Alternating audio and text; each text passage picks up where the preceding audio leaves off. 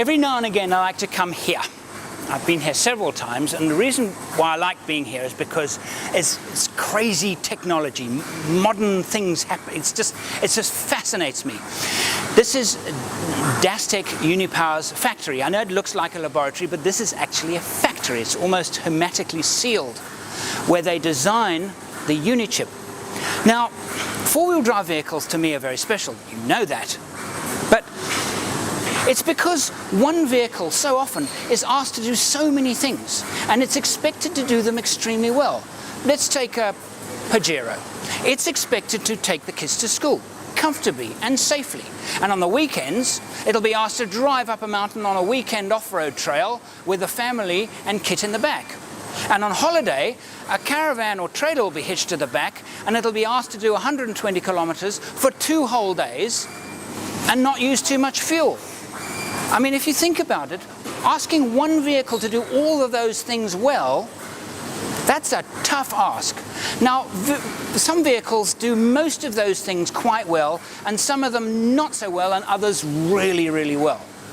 Well, Dastek Unichip, this is a device that actually helps those vehicles do everything really, really well. And here it is.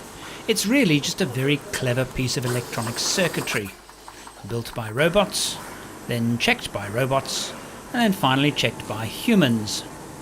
And this is the human that developed it.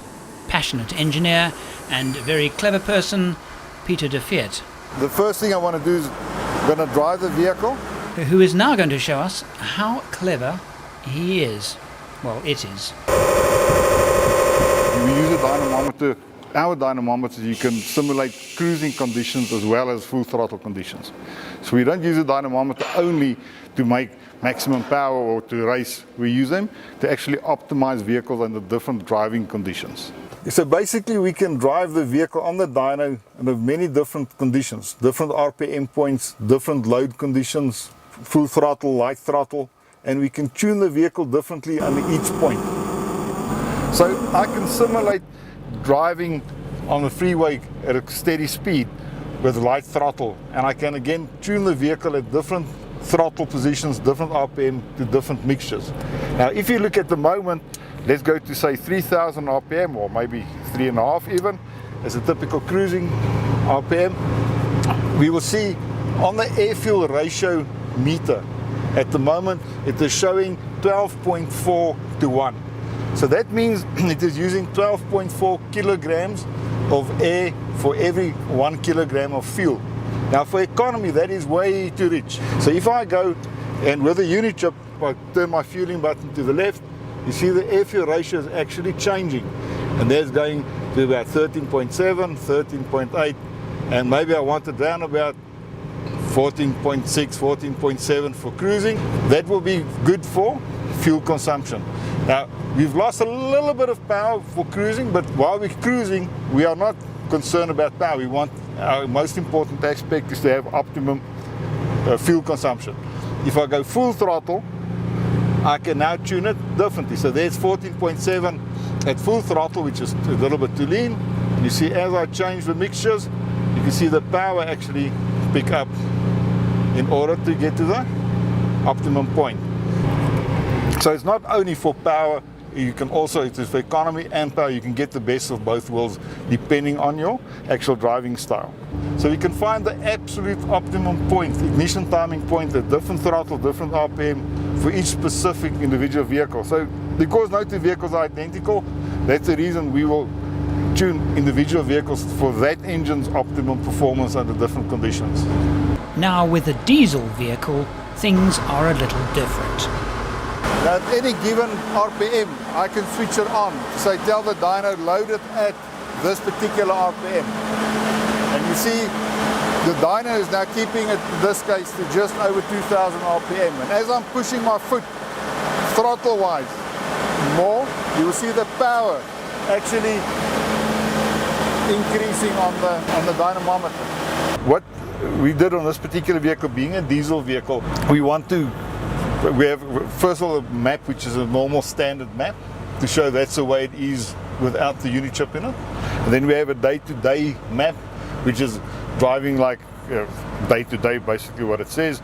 Then there's a serious power map. And on a diesel, you would use that only for a short distance if you need to get up a hill or you want to do something quite seriously for a short period of time. On a diesel, if you run prolonged with a lot of extra diesel, the temperature can become a problem. And that's why the day-to-day map is safe for every day-to-day driving. The serious map, just if you want to have a serious short sprint. And then you see there's here a towing map, which the towing map actually makes less power than the day-to-day map. It's more than the standard vehicle, but less than the day-to-day. Because if I'm towing it for a prolonged period, I don't want the engine to overheat. I don't want to overfuel. So a towing map we make a little bit more conservative than a normal day-to-day map, where you're going to be driving and taking foot on off. So what really kills the diesel is continue foot flat through the Karoo with a trailer and a beach buggy and a caravan. So that's why we make that the towing a little bit more conservative than the other. And then lastly, there's a immobilizer map on here. If you don't want your vehicle to get lost, you can set it, and in that case it's not going to run. And the beauty about that part is there's no button to find. There's no hidden button the guy can push to override it or bypass a wire or something. It's physically done with the phone. So if you don't have the phone, you're not going to start the car again. So it seems that the electronic engine management system in our vehicles can be improved by fitting of a programmable piggyback computer. And while these are available off the shelf, this demonstrates perhaps the value of having one's vehicle fitted and then personally dyno-tuned as well.